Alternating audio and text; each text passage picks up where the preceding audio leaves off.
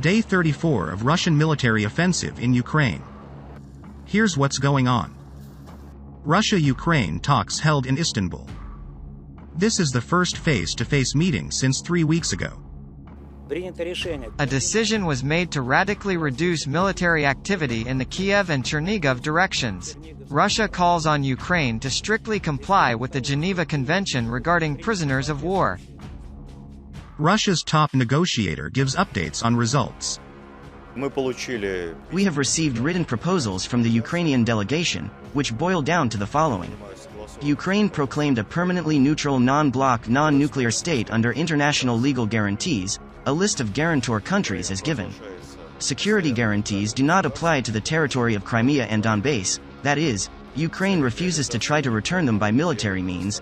This does not correspond to our position, but Kiev has formulated its own approach. Ukraine refuses to join military alliances, deploy foreign military bases and contingents in military exercises without the consent of the guarantor countries, including Russia. Russia does not object to Ukraine's accession to the EU. Controversial issues between Ukraine and Russia on the Crimea and Sevastopol are resolved only through bilateral negotiations. Ukraine asks to issue a final decision at a meeting of the heads of state of the two countries. Russian defense minister assesses special operation progress. In general, the main tasks of the special operation first stage have been completed. The combat potential of the Ukrainian armed forces has been significantly reduced. This allows us to focus our main attention and main efforts on achieving the main goal, the liberation of Donbass. Minister added that the special operation will continue until the set goals are achieved. Zelenskyy addresses Danish parliament, calling to give up Russian oil. Long before this war, it was clear that humanity should reduce the use of fossil fuels. The era of coal and oil has caused huge damage to the environment, to our planet as a whole.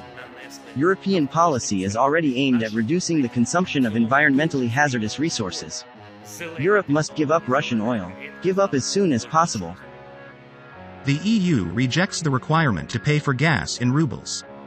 According to representatives of the European Commission, deliveries must be compiled using dollars or euros. Kremlin confirms it won't supply gas to Europe in case of refusal to pay in rubles. We will be dealing with issues as they appear. We won't be supplying gas for free. That is unequivocal. We are absolutely certain about that. To engage in all European charity is hardly possible and advisable in our situation. German minister advises wearing sweaters to keep warm if Russian gas is not available. You can withstand 15 degrees Celsius in winter in a sweater. No one dies from it, but people are dying elsewhere. Biden admits that his calls to ouster Putin are not official policy.